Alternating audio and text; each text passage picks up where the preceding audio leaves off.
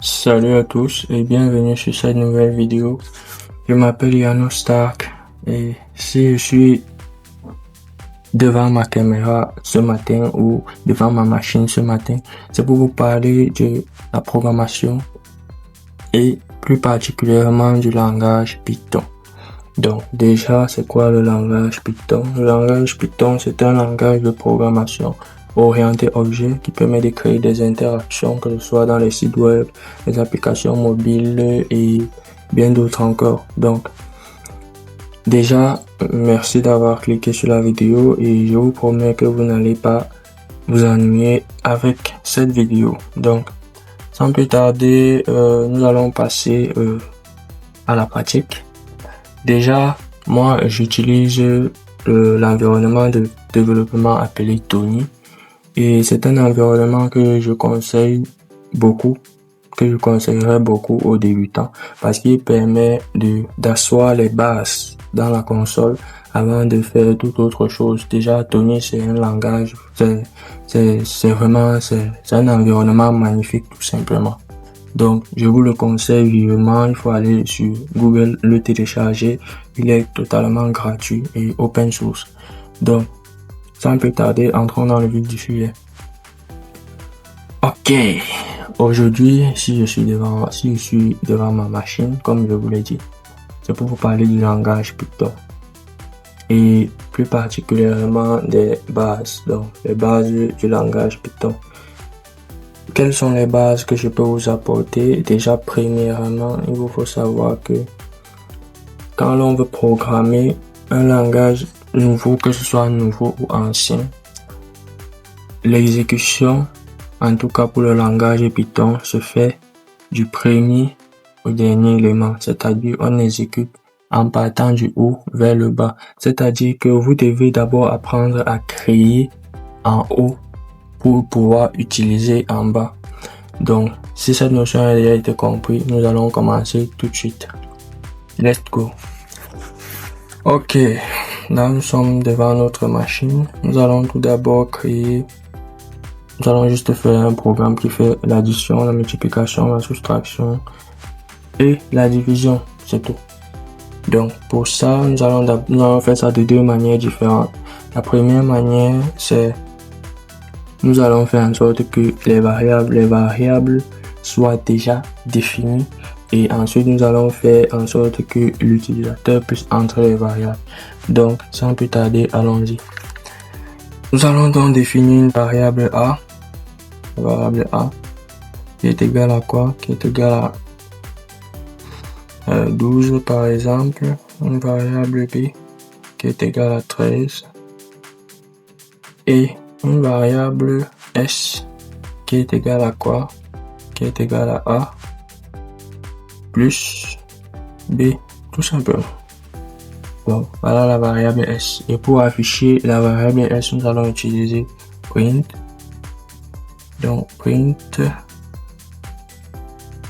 F. Je tiens à préciser que le F ici permet d'afficher les variables dans la console. Donc sans le F, le print sert exclusivement à mettre les chaînes de caractères en console. Donc print F, la somme est de 2 points. Ensuite nous avons les accolades want et ferment. La somme est de 2 points. Nous avons les accolades, les ferments et nous mettons S tout simplement. Donc pour exécuter, nous allons aller sur le petit vert. Voilà, nous cliquons dessus. Et on nous dit qu'il y a erreur, on n'a pas défini S. Et oui, parce que le S que nous avons utilisé ici, c'est un S majuscule, donc on le met en minuscule. Allez, on exécute, bam, la somme est de 25, donc ça fonctionne magnifiquement. Et si vous ne voyez pas bien, voilà l'endroit où on écrit, la somme est de 25, donc voici la console juste en bas. Ok, maintenant que nous avons fait la somme, nous allons donc faire quoi? Le produit. Donc pour faire le produit, c'est extrêmement simple. Nous allons venir ici mettre P par exemple, ou bien produit. Je vous conseille de mettre vos variables de façon littérale. Donc de les écrire normalement. Donc produit égale à quoi? Produit égale à A fois B, tout simplement. Donc si on vient ici, on va juste faire là. Et le produit écrit et le produit est de 2 points. On ferme les accolades et on met juste produit à l'intérieur et c'est tout. Donc là on exécute encore et boum, la somme est de 25 et le produit est de 156. Ça fonctionne parfaitement. C'est magnifique. Bon, maintenant nous allons continuer avec la deuxième phase. Comme je vous l'avais dit, nous allons maintenant faire en sorte que les variables soient plutôt entrées par l'utilisateur. Donc nous allons les faire entrer par l'utilisateur ici en mettant juste un input. Donc input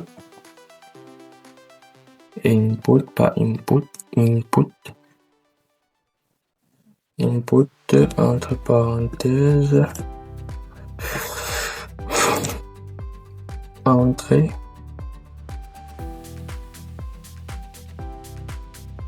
la valeur de A. Et ici nous allons venir pareil, input parenthèse entrée la valeur de B. Voilà. Donc là, si nous exécutons, entre la valeur de A, comme vous pouvez le voir juste ici, tout en bas, je sais pas si la console peut se faire. Oui. Donc, entre la valeur de A, nous allons mettre la 12. Entre la valeur de B, on met 14. Allez, nous avons une belle erreur dans la console. Cannot multiply sequence by not int of type str. Ça veut dire quoi? Ça veut tout simplement dire que le type de données qui a été défini avec input, c'est une chaîne de caractères. Et là, nous voulons faire la somme et le produit de deux chaînes de caractères, ce qui est impossible. Même en français, c'est impossible. Donc, nous allons tout simplement venir ici transformer ces chaînes de caractères là en quoi? En entier. Donc, pour le faire, nous allons mettre un int entre parenthèses. Nous allons mettre maintenant entrée la valeur de A. Ensuite, nous allons faire la même chose en bas. Nous allons mettre int entrée la valeur de B. Et là, si on exécute, entrée A, nous mettons la 12. Entrée B, nous mettons 13. Et ça marche. La somme est de 25, le produit est de 156. Ça fonctionne parfaitement. Donc, maintenant, vous allez sûrement me dire, faisons juste la multiplication, l'addition, ouais. Pourquoi? Parce que ce sont les bases. Et il faut ancrer les bases. Donc, petit bonus, nous allons encore voir ce que je vais appeler les variables de type flottant. Donc, pour faire les flottants, nous allons venir ici, nous allons remplacer le int par float. Et pareil en bas, nous allons remplacer le int par float. Et là, si je viens, j'exécute. Entre la valeur de A, 12,5. La virgule dans la console, c'est le point. Et là, 13,2 par exemple. La somme est de 25,7 pardon, et le produit est de 165,0. Ça fonctionne parfaitement. D'accord.